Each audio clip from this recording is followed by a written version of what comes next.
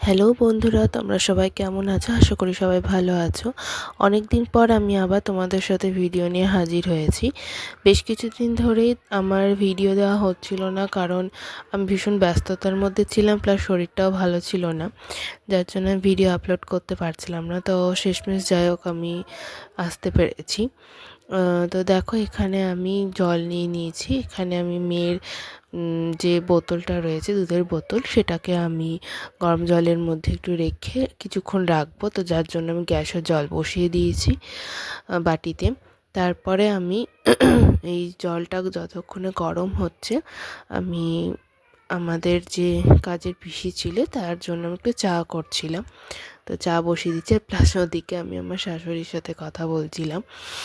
তো এই সকালবেলায় টুকটাক কাজ তো ধরো থাকেই, এইটুকু আমি করতে পারি, কারণ এখন মেয়ের জন্য আমি সেরকম বেশি কিছু করতে পারি না। তো যাই হোক, আমাকে সবাই তার জন্য সাপোর্টও করে, সেরকম কেউ কিছু বলে না। আর সত্যি কথা বলতে আমার শ্বশুরবাড়ির লোকেরা খুবই ভালো, খুব সাপোর্টিভ। যা সত্যি কথা বলতে এরকম শ্বশুরবাড়ির জন্য সবারই হয়, আমি এটাই বলবো। তো এখানে দেখো, আমি আমার মেয়ের জলের বোতলগুলো আমি জলের মধ্যে দিয়ে দিচ্ছি, গরম জলের মধ্যে। তো এগুলো কিছুক্ষণ রাখবো, এই 2-3 মিনিট মতো। দিয়ে ততক্ষণ আমি যে চাটা করে নিচ্ছি। চাটা করে নেওয়ার পর এখানে আমি দুধ দুধ দিয়ে নিচ্ছি, মানে দুধ চা হবে আর কি। পিসি দুধ চা খেতে বেশি ভালোবাসে। তো অ্যাকচুয়ালি কি, কিছুদিন ধরে যে আমি ভিডিও আপলোড করতে পারছিলাম না, এটার কারণ ছিল যে প্রথমত হচ্ছে যে মেয়ের শরীরও ভালো ছিল না, আর আমারও শরীর কিছুটা ভালো ছিল না, কারণ প্রচণ্ড ঠান্ডা লেগে গেছিলো, যার জন্য আমি সব কিছু ঠিকমতো করতে পারিনি। আর এক হাতে নিজেকে যেহেতু আমাকে ভিডিও করা, তারপরে এডিট করা, সব কিছুই আমাকে নিজেকে করতে হয়। তো সেগুলো করতে অনেকটা টাইম লাগে, যার জন্য সেই টাইমগুলো আমার হয়ে উঠছিল না।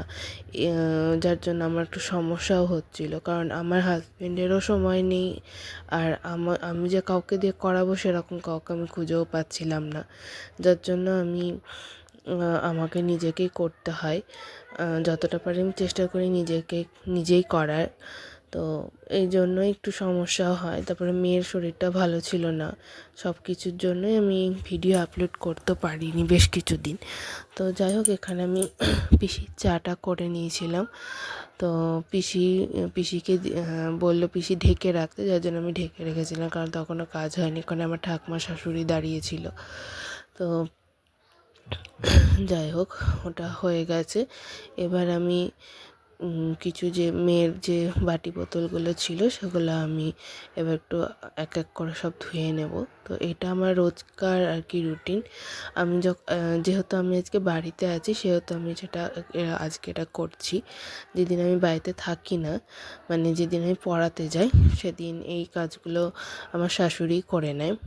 তো আর আমি যেদিন থাকি সেদিন আমিই করি। তো এতে বরঞ্চ সুবিধা হয়। যেদিন আমি পড়াতে যাই, এসে ধরো আমার বাড়ি আসতে আসতেই প্রায় মোটামুটি 10টা বেজে যায়। তো এসে তখন মেয়েকে করানো, খাওয়ানো, স্নান করানো, এগুলো করতে গিয়ে অনেকটাই টাইম হয়ে যায়, যার জন্য শাশুড়ি আমার কিছুটা কাজ আমার এগিয়েই রাখে বলতে পারো।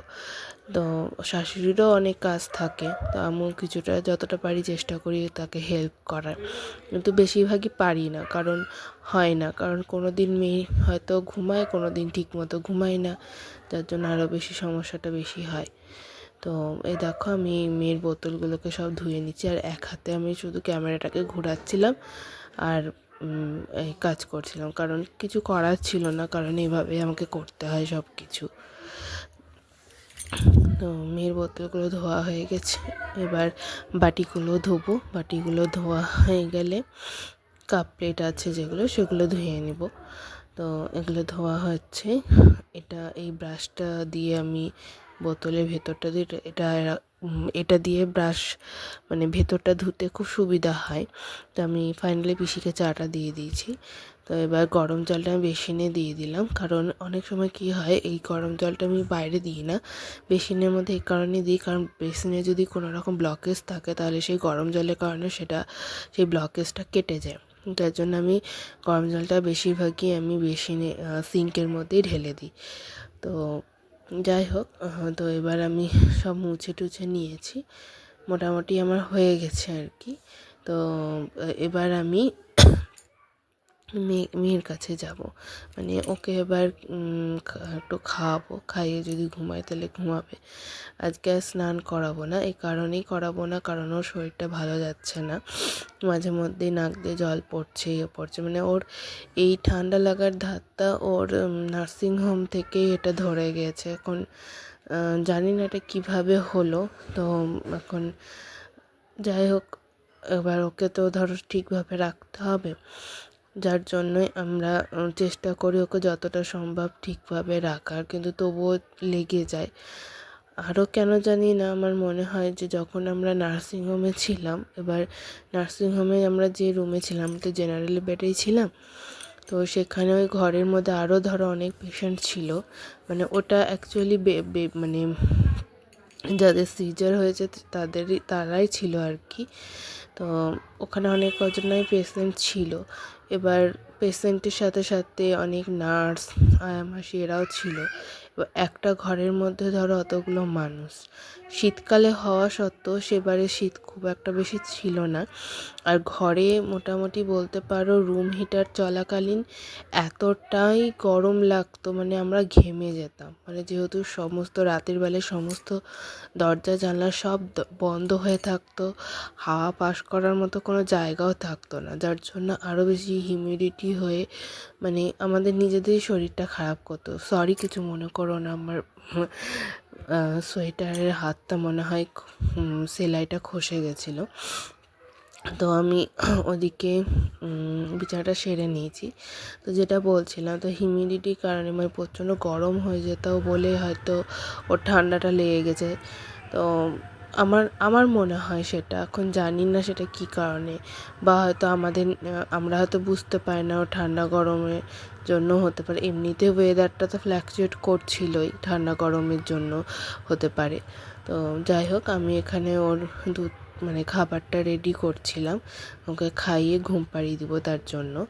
তো সকালবেলায় এই রকমভাবে আমার প্রচণ্ড ব্যস্ততায় থাকে বলতে পারো, মানে আমি যে কোনো কারণে ভিডিও করব বা কোনো কিছু করব সেই তার সময়টুকু আমি বার করতে পারি না। এইটাও আমি করতে গিয়ে যে আমি কতবার মানে আমাকে ভিডিও অফ করা করা মানে ভাবনা চিন্তা করে আমি অনেকবার করার চেষ্টা করেছি, কিন্তু তখন হয়নি। তো আজকে যাই হোক ফাইনালি আমি করতে পেরেছিলাম, তাও মানে সেই মানে ঠিকভাবে হচ্ছিল না। যাই হোক, যতটুকু পেরেছি আমি করেছি, তোমাদের সাথে আমি শেয়ার করেছি আমার নিজের ব্যক্তিগত লাইফের কিছুটা অংশ। তো এখানে দেখো আমার মেয়ের দুধটা আমি করে নিয়েছি, এবার আমি ওকে খাওয়াবো, খাইয়ে ঘুম পাড়াবো, এইটুকুই আমার দিনের বেলার কাজ। তারপরে তো আমি ওকে খাইয়ে ঘুম পাড়িয়ে দিয়ে তারপরে ওকে আমার নিজের স্নান কাচাকুচি যেগুলো থাকে সেগুলো করি। কোনো দিন এক একদিন এতটাই দেরি হয়ে যায় যে আমার হয়ও না। তো যাই হোক, দেখো এখানে ওকে নিয়ে চলে এসে ওর এত খিদে পেয়ে গেছে, মুখে আঙুল ঢুকিয়ে দিচ্ছে, এবার ও কিছুই করতে চাইছে না, না জামা খুলতে চাইছে না কিছু। ও এটাই করে যখন ওর খিদে পেয়ে যায়, ও জামা কাপড় কিছুই খুলতে চায় না। এমনিতেই ওর জামা কাপড় পরা নিয়েও খুব খিচিবিচি করে, কোনো কিছু পরা বলো বা মানে ছাড়া, এগুলো করতে গেলেই ওর খুব বিরক্তি। তো যাই হোক, আমি ওকে দেখো জামা পরাবো, ওর প্রচণ্ড খিদেও পেয়ে গেছে, ঘুমও পেয়েছে, এই টাইমটার ঘুম আর টাইম হয়ে গেলে ওর আর ধৈর্য ধরে না, মানে তখনও পারলে মানে যা মানে জামা কাপড় যদি নাও পরে থাকো ওই অবস্থাতেই শুয়ে পড়বে, এরকম একটা ব্যাপার ওরকম করেও, এর আগেও অনেকবার করেছে, এমনকি যখন ও ছোটো ছিল আর কি, ছোটো এখনও আছে, ও যখন আরও ছোট ছিল তখন এমনও হয়েছে যে ও মানে আঙুল চুষতে শুয়ে পড়েছে দিয়ে ঘুমিয়ে গেছে, এরকমও হয়েছে। এই কিছুদিন আগে এরকম আবার হয়েছিল, বাবার কোলে শুয়েছিল, শুয়ে থাকতে থাকতে আঙুল চুষতে ঘুমিয়ে গেছে, আবার সে ওকে আস্তে করে তুলে নিয়ে তারপরে ওকে জামা কাপড় ছাড়ানো সব কিছু করে তারপরে ওকে শোয়ানো হয়েছিল। এখানে আমি ওকে র্যাশ ক্রিম লাগিয়ে দিচ্ছি, র্যাশ ক্রিমটা খুব ভীষণ ভালো, আমার মেয়ের এতটা র্যাশ হয়ে গেছিলো যে বলার নেই। তো যাই হোক আমি ওকে র্যাশ ক্রিমটা মাখিয়ে দিচ্ছি। এটাতে ওর স্কিনের কোনো রকম কোনো র্যাশ বেরোবে না।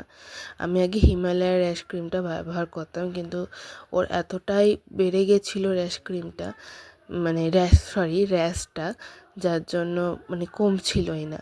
আমি বরাবরই ওই হিমালয়াটাই ব্যবহার করে আসছি প্রথম থেকেই। তো কেন জানি না ওটা আর শ্যুট করলো না ঠিক না, মানে এত বেড়ে গেছিলো জিনিসটা, তখন আর কমতে চাইছিল না। তো ডাক্তার এটাই প্রেসক্রাইব করেছিল, তখন আমি এটা কিনেছিলাম।